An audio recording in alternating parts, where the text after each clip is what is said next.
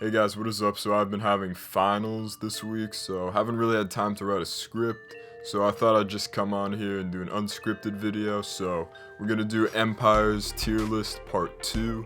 So we got these empires right here. And the first one that we got is the Portuguese Empire. It's definitely a good empire, but it did play second fiddle to Spain because unlike Spain, finding the New World, they just sailed around Africa. Which is pretty good, but unlike Spain, they never really conquered these large, vast areas other than Brazil. They set up a lot of little trading port cities pretty much all over the world, and they were able to conquer this huge territory of Brazil, so they weren't that bad. So I'm gonna have to place them in... I'll place them in the B category. Alright, next one we got is the Turkic Empire. So that was basically the precursor to the Mongols. The Mongols and the Turks aren't necessarily related, but it is kind of believed that they probably are, and they originated in very close proximity to each other. So the Turkic Empire pretty much just took over the eastern Eurasian steppe, and it was a huge empire, but it definitely did not last that long, so we're just gonna put that in the C tier. Alright, and next one we got is the Mughal Empire. So that reigned for a decent amount of time, and it was only overpowered by the British, which is a pretty big empire, so it's not really their fault if they got completely bodied by the British. It did take the British a little bit of time, and also the French were kind of chipping away at the empire, so the empire wasn't doing too bad, so I'd have to put them in the C category, because they actually did manage to stick around for a decent amount of time. And the next empire that we got is the Mughal Empire. So they did have one of the richest, I believe, if not the richest, kings in history, Mansa Musa. They were an empire based in, well, I don't think it's now Mali.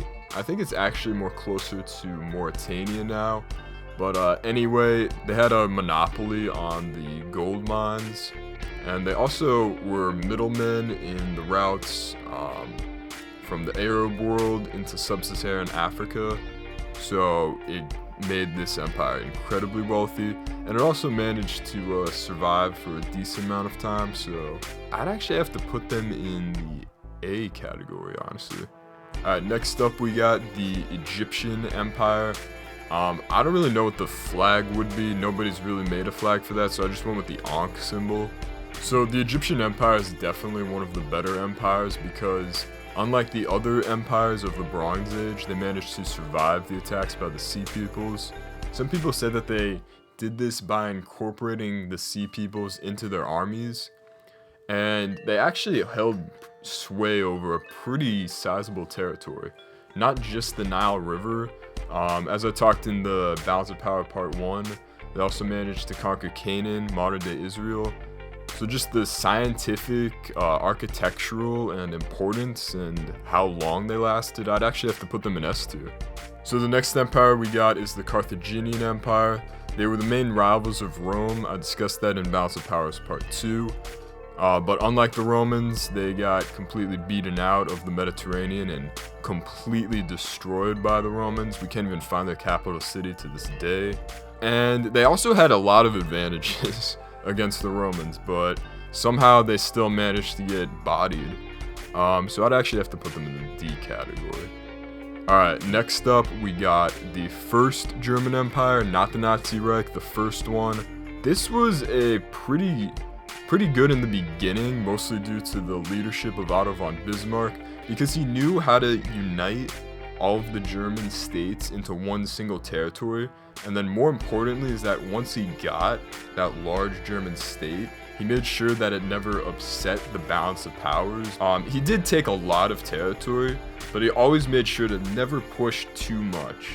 So once Otto von Bismarck died, Emperor Kaiser Wilhelm, he did push way too hard in World War I, and that ended up just completely destroying the German Empire. So I mean, they could have been the next great superpower, but after Otto von Bismarck, they just got completely destroyed. So Again, like Carthage, they had a good thing going, but they missed the opportunity. So I would have to put them in D tier right along with Carthage. So I hope you guys liked that video, and stay tuned because I was doing a lot of midterms, but this one essay that I had to do, I'll probably make that into a video. So yeah, stay tuned and remember to subscribe if you haven't.